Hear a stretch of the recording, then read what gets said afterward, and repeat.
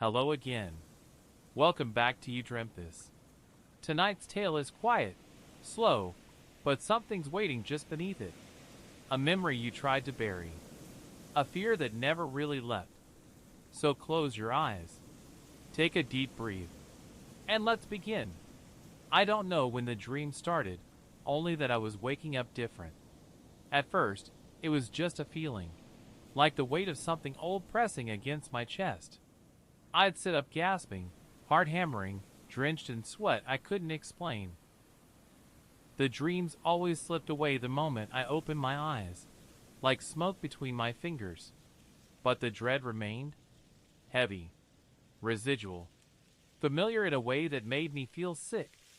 I started recording myself while I slept. I know it sounds strange, but I needed proof. Something to anchor the fear in reality. So I set up an old camcorder from my college film class, left it running all night, and hoped for silence. But that first morning, I woke to static. The tape had recorded, up until 3:33 a.m. Then just snow. Audio hissing, the screen flaring with fuzzy interference. I fast-forwarded through hours of nothing, but just before the camera died, something flickered through the static. A single frame. A face. Not mine. Pale. Blurred. Too close to the lens. The mouth open, as if screaming, but no sound came through. I told myself it was a glitch. That the old tape had degraded. That maybe I'd gotten too deep into Reddit horror threads, and my mind was running wild. But the next night, it happened again. This time, the tape ended at 3:17 a.m. Static for 40 minutes. And then, just as before, something flickered at the very end.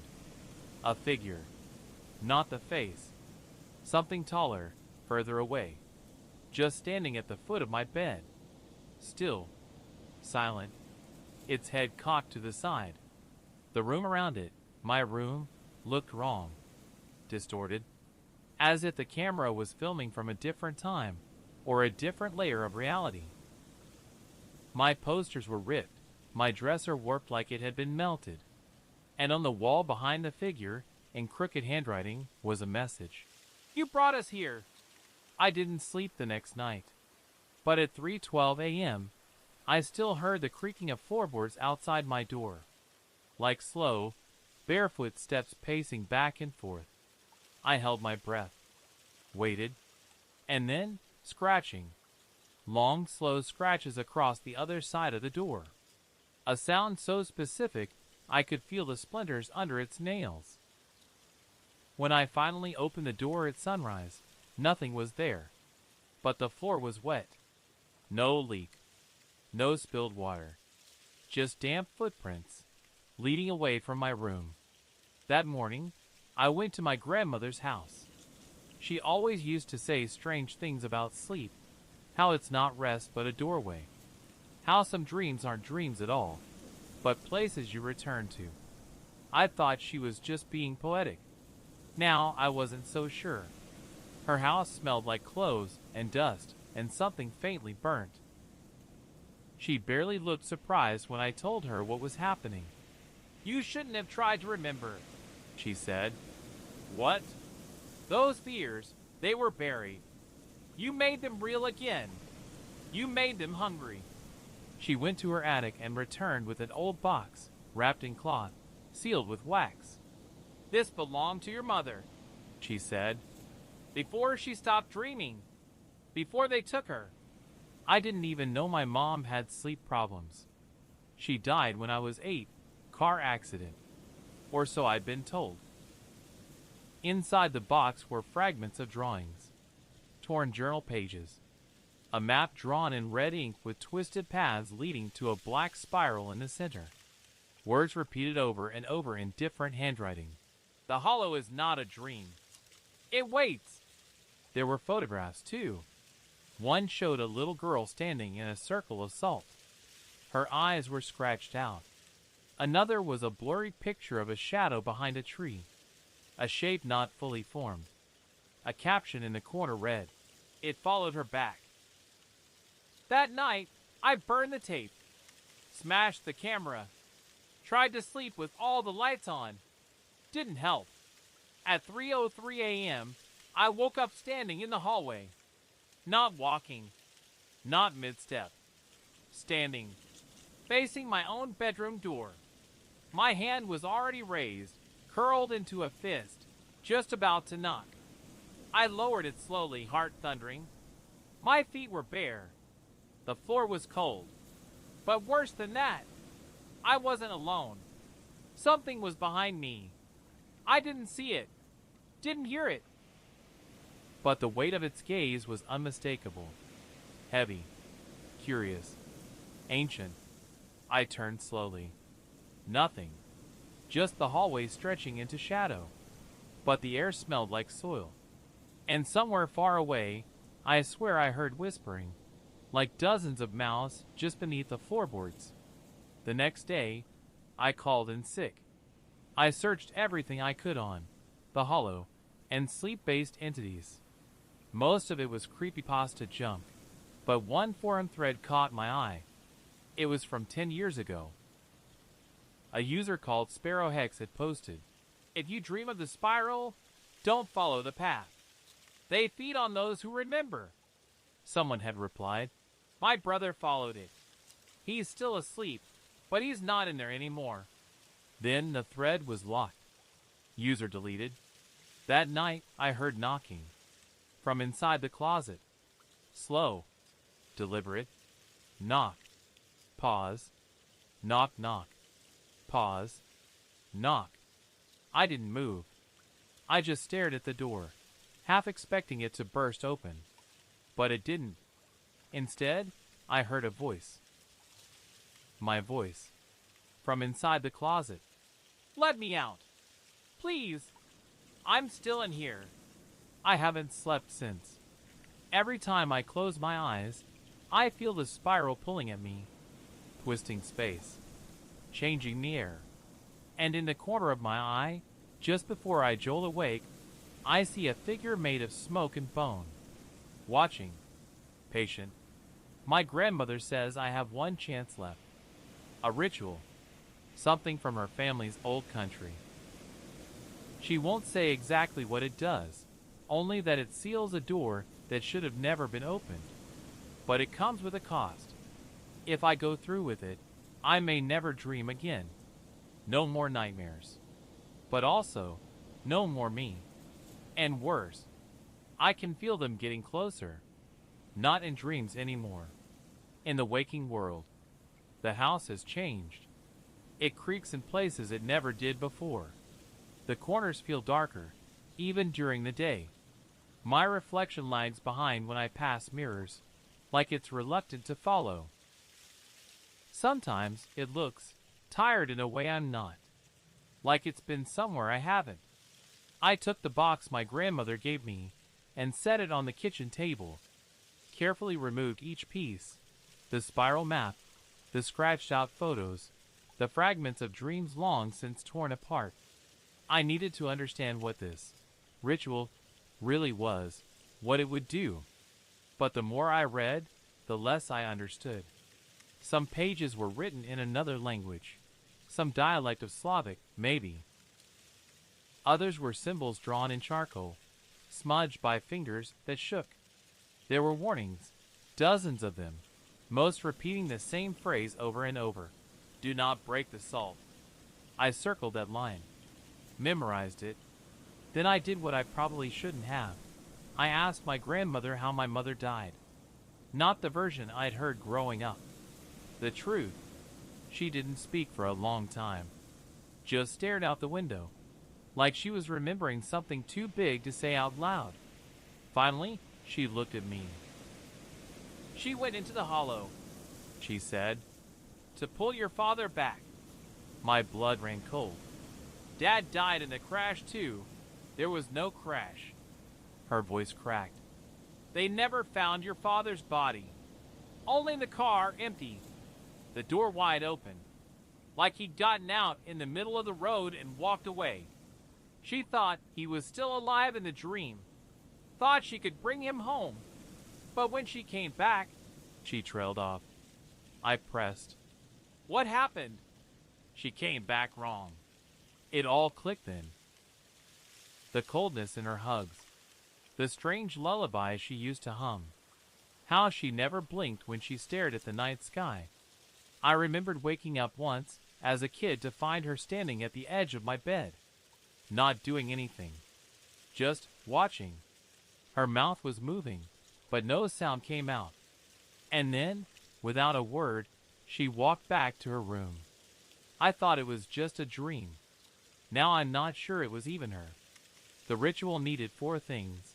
A circle of black salt. An item from the dream world. Fire touched by memory. A name written in your own blood. I had the salt. Bought online months ago for some spiritual cleansing trend I never followed through on. The dream item was trickier. But then I remembered the stone. A smooth, black stone I'd woken up holding a week ago. I had no idea where it came from, but it pulsed faintly when I touched it, like it had a heartbeat. The fire my grandmother helped with. She took a bundle of dried herbs from the attic, whispered something in her native tongue, and lit them in a bowl. The flame danced unnaturally. It smelled like burnt sugar and grief. Last was the blood. I hesitated, but I pricked my finger and scrawled my name across the center of the spiral map. As soon as I did, the house shifted. The floor groaned. The windows fogged. The air thickened like molasses. I felt pressure in my ears, like I was underwater. And somewhere, impossibly far away, a door clicked open. I sat in the salt circle and waited. The fire dimmed, and then the room began to fill with sound. Whispers, footsteps, breathing, all around me, beneath me, above me. I shut my eyes and held the dream stone tight. The temperature dropped instantly. My breath fogged the air. And then I heard a voice. It was me. Why did you come back? It asked. I opened my eyes. Standing at the edge of the circle was a perfect copy of me. Except the skin was pale, waxy, like something that had drowned. Its eyes were black pits. It didn't blink. It smiled. You don't belong here anymore, it said. You left the door open. I didn't respond, just focused on the fire, the smoke, the salt. The thing stepped closer, but didn't cross the boundary. Instead, it knelt and whispered into the floorboards. The house answered. Walls cracked. Pictures fell. My reflection in the glass front cabinet began screaming, clawing at the inside. The fire sputtered. The stone in my hand grew hot. You think this little trick will keep us out? The double asked. You forgot. We were always here. You just stopped listening. I gritted my teeth, pushed harder into the stone, recited the words from the journal page I'd memorized, the ones in the crooked handwriting. By sleep and spiral, light and bone, return the path, reclaim my own. The figure twitched. Its smile dropped. The floorboards beneath it cracked open, revealing darkness. Not just shadows, true, endless dark. A pit with no bottom. It howled, but not like a person. Like a broken modem, a siren, a beast from outside time. And then it fell, dragged by unseen hands into the pit. Gone. Silence returned. The fire flared once more and then died. I sat there for hours. Only when the sun rose and the room returned to normal did I finally stand. I thought it was over. But this morning, I found the salt circle disturbed. A single footprint inside. Bare. Wet. And on my wall, written in condensation, you closed the wrong door. It's been 3 days since the ritual. 3 days of pretending things are back to normal.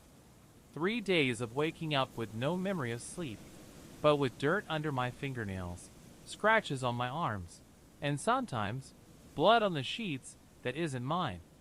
I checked every lock, every window, every possible way in or out of the house. Nothing's broken. Nothing's tampered with.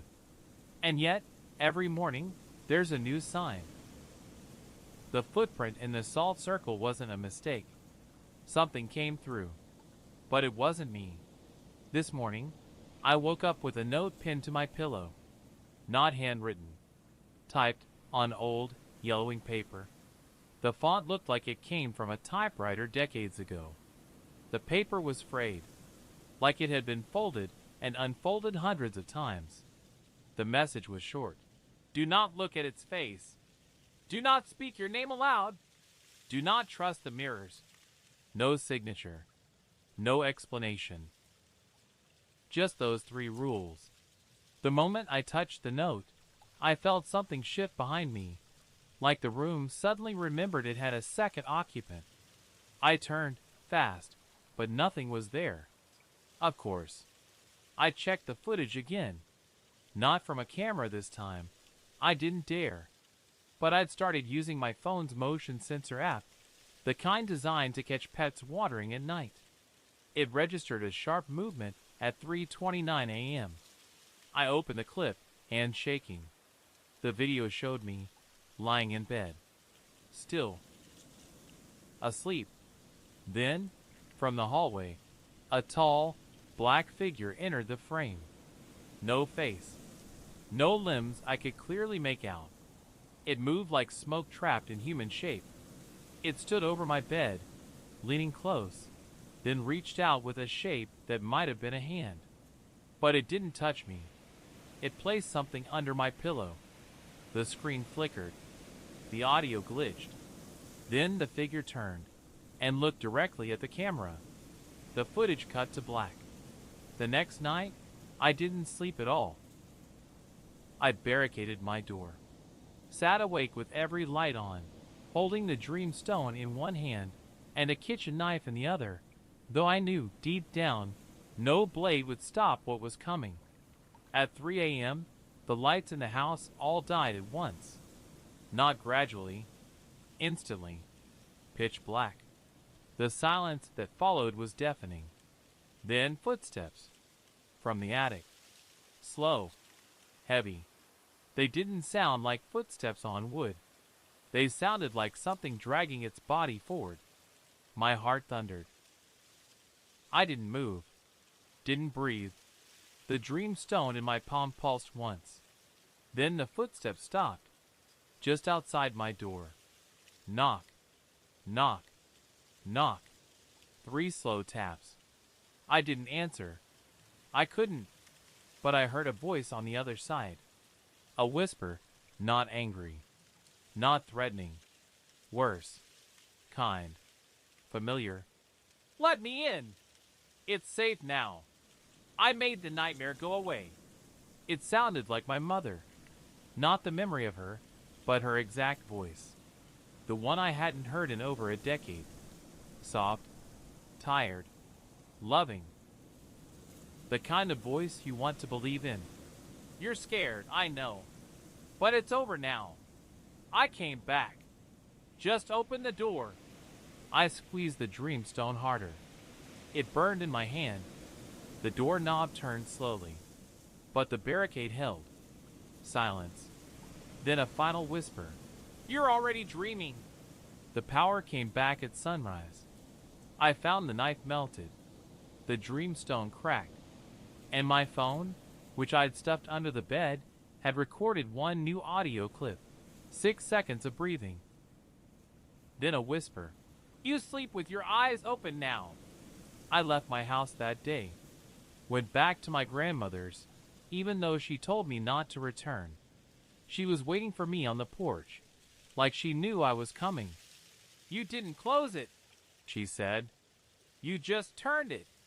What do I do now? I asked. She didn't answer right away. Instead, she reached into her coat and pulled out something I hadn't seen since I was a kid, a pendant. A small, silver disc with a spiral carved into it. Except this one had a jagged crack down the center.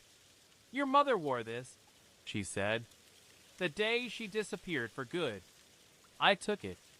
The metal was warm, too warm. You have to go in, she whispered. You have to finish what she started. I blinked. Go in where? She looked at me, not at my face, at the shadow standing behind me.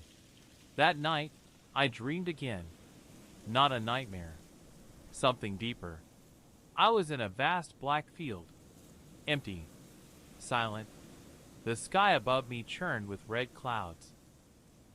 In the distance, a structure loomed, impossibly tall, made of doors. Thousands of them. Stacked and leaning. Spiraling into the sky like a tower of mazes. And at the very center of that tower, one door pulsed like a heartbeat. My name was carved into the wood. I stepped closer, drawn by some force I didn't understand. And behind that door, I felt everything watching me. Old things. Forgotten things. The fears I'd buried since childhood. The shapes in the closet. The voices under the bed. The silhouette in the woods that followed us home, but never got invited inside.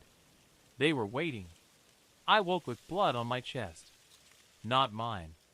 Drawn in a spiral. And the whisper returned. This time, from my own mouth. We're already inside.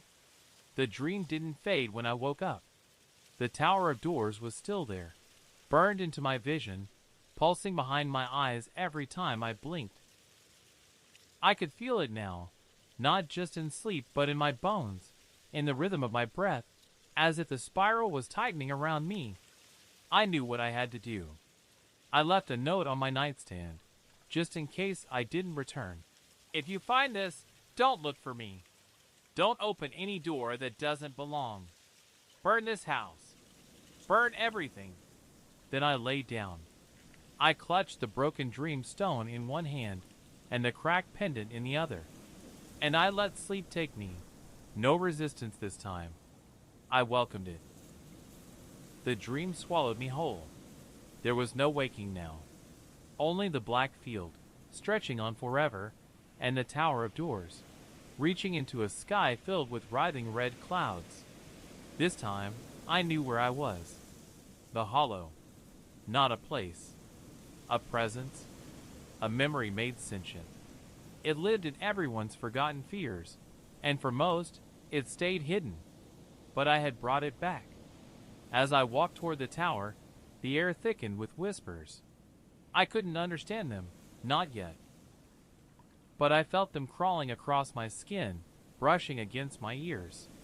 At the base of the tower was a door with no handle, just wood carved with spirals, and in the center my name. Not the name I gave others. My real name. The one I stopped using after my father disappeared. I pressed my palm to it. The door pulsed, then opened.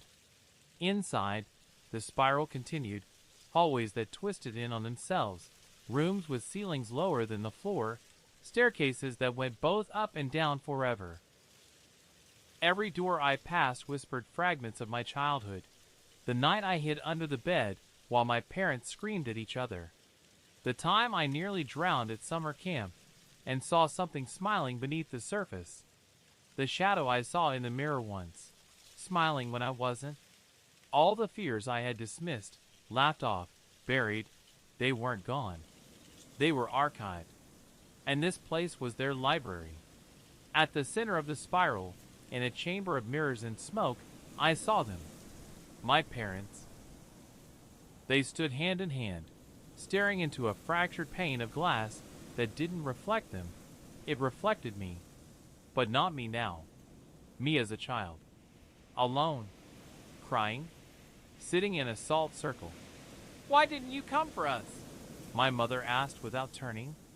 I tried, I whispered. My father turned to face me. His eyes were black spirals. You stayed awake too long. Now they wear your skin. What is this place? I asked. It's not a place, my mother said. It's what's left when fear is forgotten. A home for the things we pretend don't exist. They stepped toward me. I backed up. but the mirror shifted, forming a wall behind me. You opened the wrong door, she said softly, but now you have one chance left. She held out her hand. In there, she pointed to a door covered in chains and thorns. That's the first fear. The root. Yours. If you seal that one, the hollow will starve. What happens to you? They didn't answer. I turned toward the chained door. My hand shook as I reached for it. The chains fell away like they'd been waiting for me. Inside was a room I hadn't seen in over 20 years. My childhood bedroom. But different. Faded. Melting at the edges. The nightlight flickered. The air smelled like mildew and static. On the bed sat a small version of me. 6, maybe 7 years old. Clutching a stuffed animal. Pale. Crying. I knew this memory. The night after my father disappeared. No one told me the truth. I waited for him by the window until I fell asleep. And that night, I saw something crawl out of the wall. Not a man. Not a monster. Just a shape. No face. No features. But it watched me. And I never told anyone. That fear had grown roots. Deep ones. The small me looked up. If you leave, it'll come back. I know, I said. Are you scared?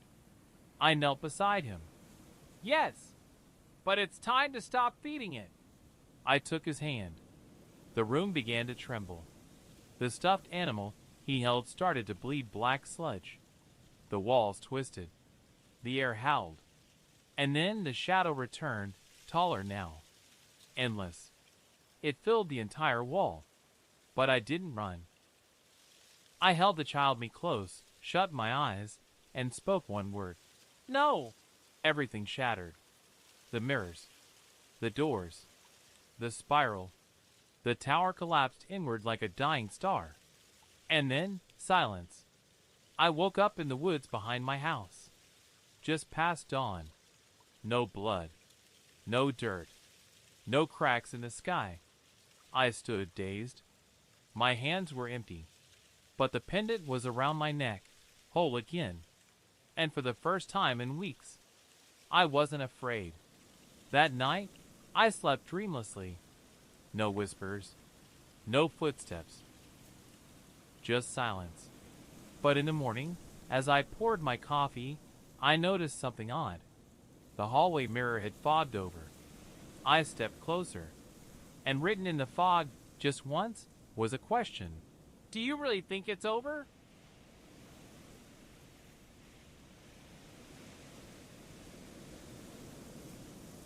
Story number 2. Trapped in a pool, you woke up to the soft echo of splashing water and the unmistakable scent of chlorine. But when you opened your eyes, there was no ceiling above you. Just the sky, pale blue, completely blank, not even a single cloud. The sun was nowhere to be seen, yet the whole place was brightly lit, as if someone had turned the contrast all the way up. You were floating in water, not drowning, not struggling, just suspended, buoyant, calm. You kicked once, twice, gently, and the ripples shimmered outwards like oil over glass. The water wasn't cold or warm. It had no temperature. And you couldn't feel your clothes. Or your skin, really. It wasn't until you tried to look around that the panic began to creep in. You weren't in the ocean. Or a lake. You were in a pool. A massive, empty pool. The kind you might find in an old sports center or a drained-out resort. Only this one was filled with clean, shimmering water and surrounded by high, tiled walls that extended far beyond what seemed reasonable. You couldn't see the edges, just the distant curvature of blue tiles, sharp corners, and metal ladders affixed to sheer vertical walls. Some walls had doors, maybe, but they were so far away they looked like misplaced dots in a strange painting. You called out. Your voice echoed. Once. Then again, softer. Then it didn't come back at all. You began to swim. Not in any direction, really, just forward. But no matter how far you moved, the distant walls didn't seem to grow any closer. The more you swam, the more you felt like the space itself was shifting to keep you exactly where you were. That's when you noticed the depth. You couldn't see the bottom. The water below you went down forever. Not murky, not dark, just endless. As if the pool had no floor, just more and more water as far as you could imagine. You treaded in place, heart starting to race, and tilted your head up again. Still no sun. Still that endless pale sky. Still nothing. Then you saw it. A figure. Just standing. On a platform. Or maybe on the water itself. Far off in the distance. Impossibly far. But you could see it clearly, as if distance meant nothing in this place. It was humanoid. Still. Watching. You blinked. It was gone. You spun around. Frantic now. But everything looked the same. Just you. Just water. Just silence. You tried again to swim to a wall. You picked one and fixated on it. Blue tiles. A red float line hanging limply from the wall's edge. You swam hard, fast, breathing deeply even though your body never seemed to tire or ache. Still, it never got closer. You screamed this time. Nothing came back. You dove under the surface to try and reach the bottom. Kicking harder and harder, forcing yourself downward into the clear depths. You didn't run out of breath. You didn't feel pressure on your ears. Just the increasing sense that the bottom was a dream you'd once believed in, but now couldn't prove existed. Then, movement. Not yours. Something far below. It wasn't a shadow. It wasn't a fish. It was shapes. Slow, patient shapes, like limbs moving with purpose. You shot back to the surface, gasping despite not needing to breathe, and turned in every direction, trying to convince yourself the shapes had just been your imagination. You weren't alone. You never had been. You turned again, and now the wall was closer. You blinked in surprise. The red float line you'd aimed for was only a dozen feet away. The ladder was within reach. You didn't question it. You swam to it, fast, fingers outstretched, and grabbed the metal rung. It was cold. Real. Heavy. You climbed. Each rung creaked slightly under your weight, even though you still didn't feel your own body. You reached the top and hoisted yourself onto the tiled edge, collapsing to your knees. You looked around. You were inside a massive indoor facility. Silent. Empty. No windows. No doors. The walls were a pale blue, matching the pool tiles. The ceiling was flat, smooth, seamless. You were alone. Until the lights flickered. Once. Twice. Then you saw them. Figures. At the far end of the pool room. Standing at the edge of the water. Watching you. They didn't move. Just stared. You couldn't make out their faces. You stood slowly. "Hello?" you called out, voice shaking. They didn't respond. The pool behind you rippled. You turned back. The water was calm again, as if it had never been disturbed. You turned back around. The figures were gone. You took a step toward where they had been. Then the water behind you splashed. You spun around. Nothing. But now the ladder was gone. Gone. Just smooth tile where it had been seconds before. You reached out, touched it, solid. Nothing there. And the pool itself had changed. It was still full, still calm, but now it was glowing faintly. A deep, pulsating blue, like bioluminescence. And at the center of the pool, something was rising. Not fast. Not violent. Just emerging. First a shape. Then arms. Then a face. But the face wasn't human. It was yours. Twisted. Wet. Smiling. It was smiling at you, the face rising from the water. Your face. But it wasn't right. It looked like someone had sculpted you out of candle wax, let it melt in the sun, and then painted the eyes back on in a hurry. The smile was wide, too wide. The cheeks were sunken, and the skin shimmered as though coated in a layer of translucent jelly. It blinked slowly once, not like a human, more like a frog, membranes gliding sideways across glossy, too large eyeballs. You took a step back, your heel pressing against the cold tile, body suddenly heavy and aware again, breathing, shivering, terrified. The copy of you didn't move, just hovered there, half submerged in the glowing pool, smile never fading, watching. And then it began to speak, but not with words. The sound it made was like a recording played underwater, echoing, warped, familiar but unintelligible. You couldn't make out what it was saying, yet somehow you understood. Not the words, but the meaning, a feeling. It was inviting you back in, back into the pool. You shook your head. "No," you whispered. "No, I'm not. I'm not going back in." The figure just stared. Then it began to move, slowly, purposefully, drifting across the surface like a corpse guided by invisible strings, toward you. You stumbled back farther now, heart racing, eyes darting toward the rest of the room. There had to be a way out, had to be.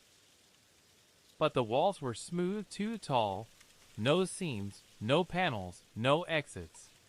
Then you noticed it. A door. On the far wall. It hadn't been there before. It was narrow. Gray. No handle. Just a faint outline in the tile, almost like it had been drawn on with pencil. You bolted. Your bare feet slapped against the tile as you ran, echoing harshly in the enormous room. You didn't dare look back, but you could feel it. The thing in the pool was watching, moving, climbing. And behind it, the water rippled again. Other shapes. You reached the door and pressed your palms against it. It didn't open. You pushed harder. Nothing. Then it opened on its own. Silently, you fell forward into a corridor. And immediately, the temperature dropped. It was freezing. Not metaphorically. Your breath fogged in the air, and your skin erupted in goosebumps. The corridor was made of the same pale tile, but the floor was now slightly damp. A faint mist clung to the ground, trailing like fog in a meat locker. Behind you, the pool room was still visible. You looked back. The thing with your face was standing at the edge of the pool now. Just standing. Still smiling. You turned and ran. The hallway stretched far, unnaturally far. The air got thicker the deeper you went. Your footsteps felt muffled now, as though the sound itself was being dampened by something unseen. Every few steps you passed a door. Each was slightly ajar. Each led to a different pool. You peeked into the first one, hesitating at the threshold. It was smaller, like a hotel spa.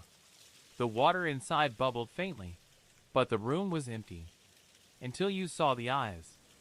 At the bottom of the water, staring straight up. You shut the door. Moved on.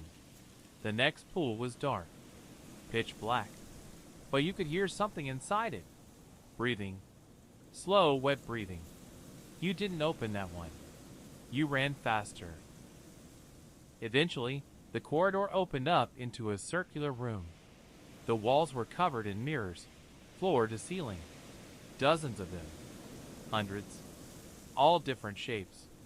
Oval, rectangular, broken, warped. But none of them showed your reflection. Instead, they showed water.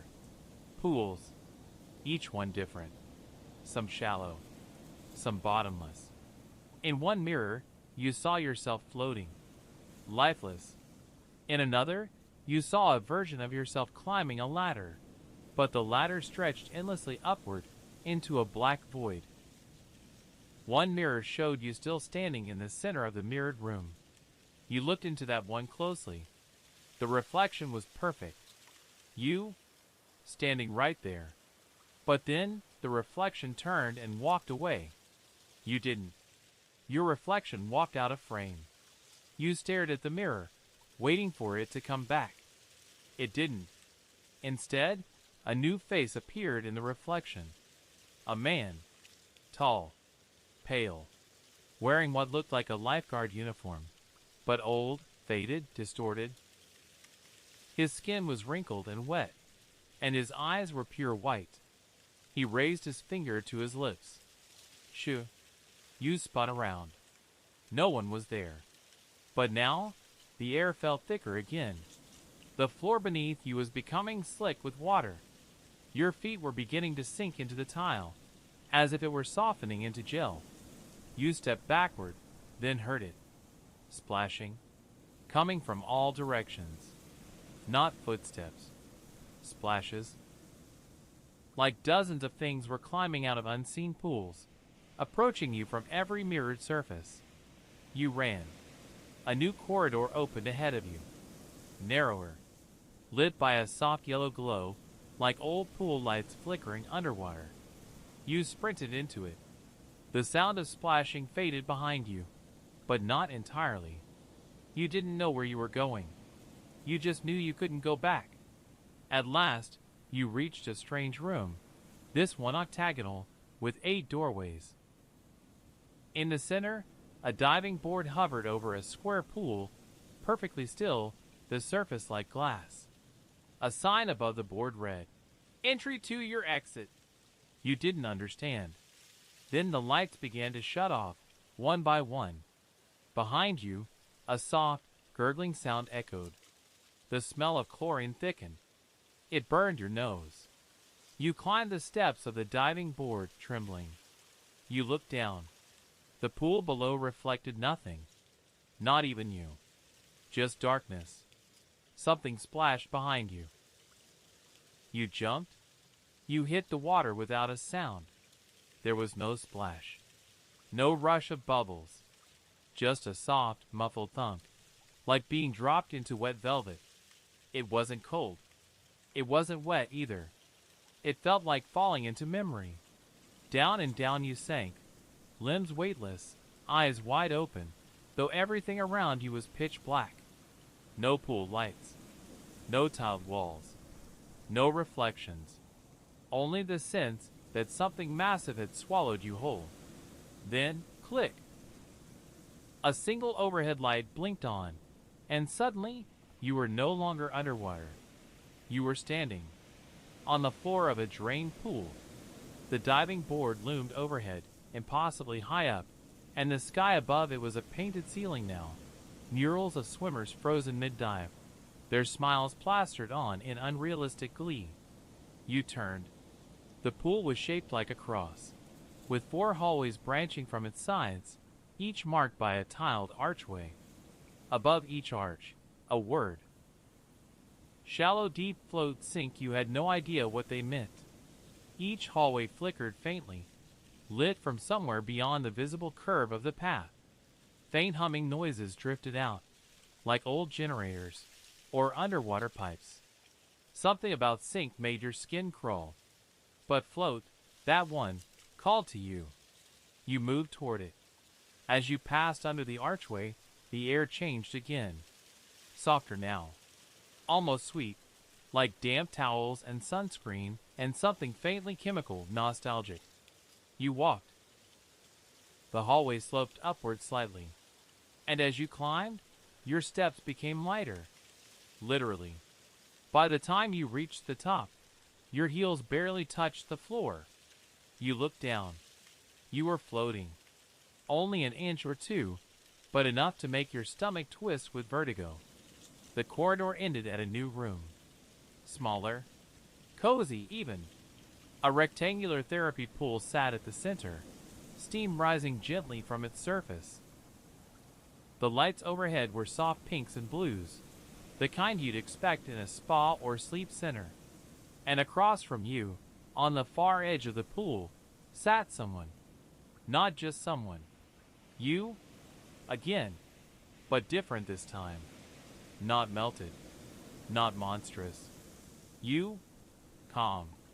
Smiling gently, legs dangling in the water. You opened your mouth to speak, but they raised a hand. I know what you're going to ask, they said. Their voice sounded like your own, but slower, almost echoing from inside your head. You stepped closer. What is this place? They nodded. Exactly. They didn't answer. You frowned. Is this a dream?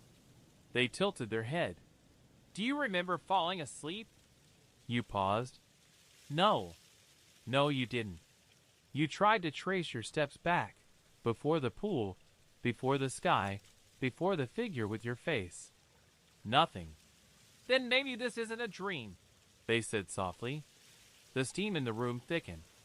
The air grew hazy. You blinked, and when your eyes cleared, they were gone. No one on the edge of the pool. No ripples in the water. Just you. Alone again. You looked around. The doorway behind you was gone. Nowhere to go but forward. You turned to the pool. A soft light began to glow beneath the surface. Shapes swam lazily below. Silhouettes, round and slow and unthreatening. Then a voice whispered behind you. Choose wisely. You spun around. No one. You looked back down.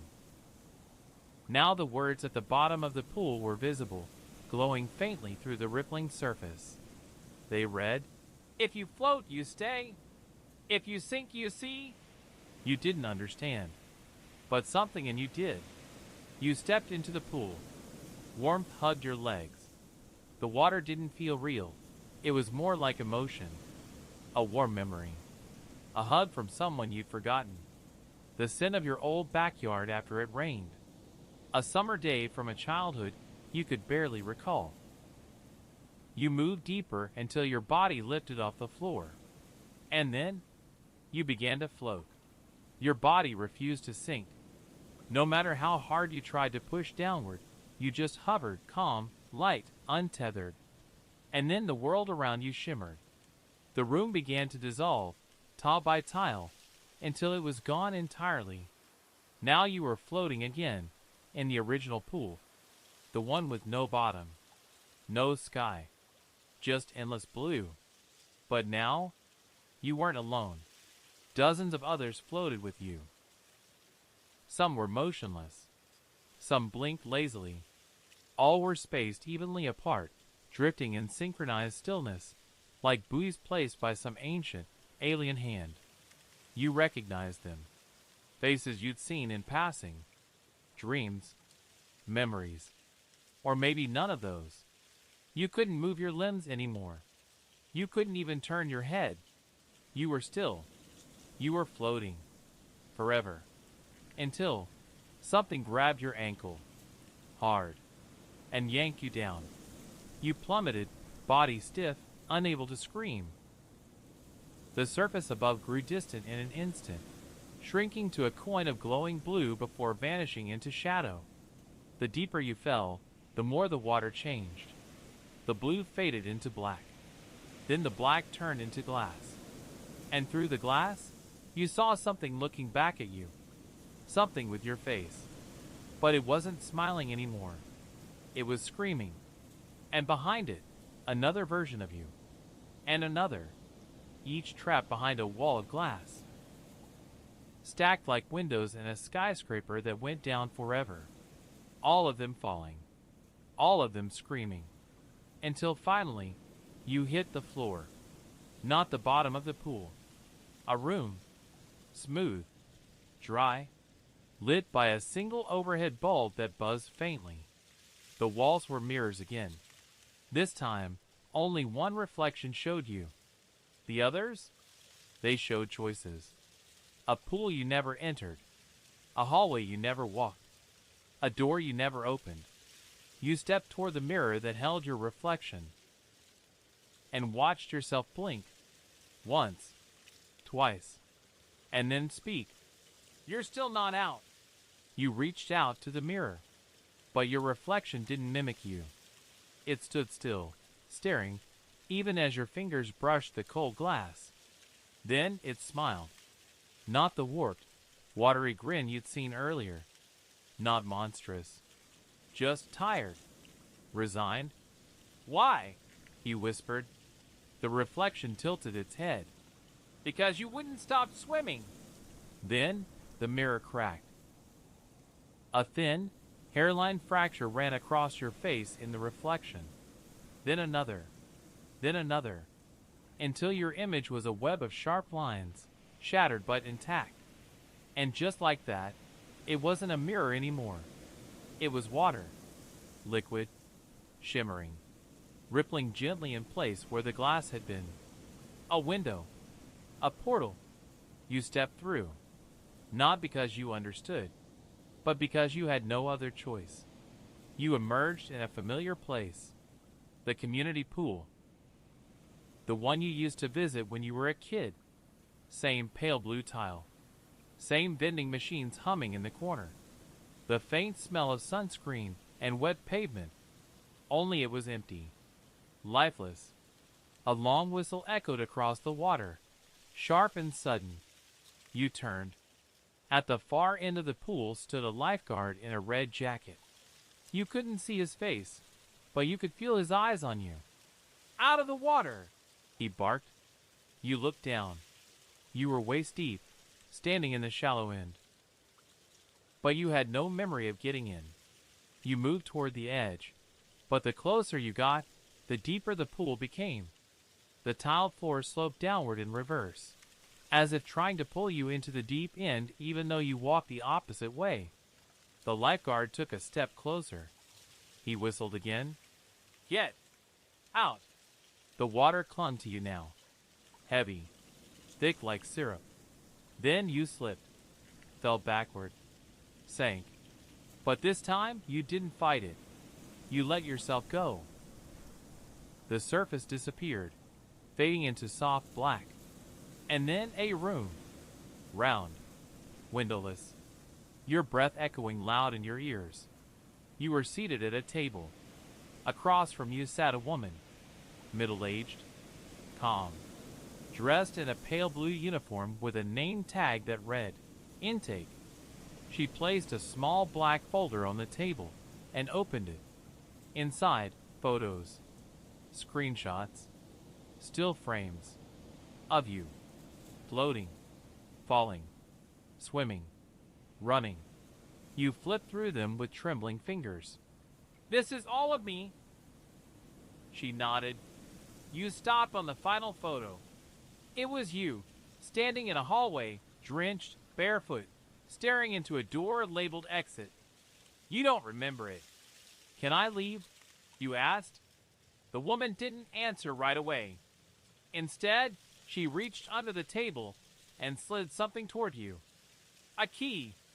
Shiny. Metallic. Cold. You stared at it. "What does it open?" She gave a small smile. "That's for you to find." The next room was smaller. Darker. The key fit into a lock on the only door. When it opened, you stepped through, and were underwater again. Not drowning. Just drifting. Above you, a shimmering surface. Below you, darkness. You floated there for a moment. Peaceful. Then a voice, soft and familiar, spoke in your ear. "You're almost out." You turned toward the sound. No one there. Just water. Silence. The deep. Then a light appeared below. Soft. Warm. Flickering. Like sunlight through waves. You kicked downward, pulled toward it. The light grew brighter. Brighter. Until it swallowed everything. You opened your eyes. Blinking. Dry air. Real air. A ceiling fan spinning slowly above you. You sat up. You were in a changing room. Damp towels scattered on the bench beside you. Lockers lining the walls. A window let in the afternoon sun. Outside, you could see the pool. People laughing. Kids splashing. Normal. Real. You stood slowly, opened the door, and stepped outside. The heat of the day warmed your face. The sound of summer surrounded you. You made your way to the edge of the pool, heart still pounding. Was it over? Had you really escaped? You leaned down, touched the water, and just before your fingers broke the surface, your reflection smiled back at you. And it didn't move when you did.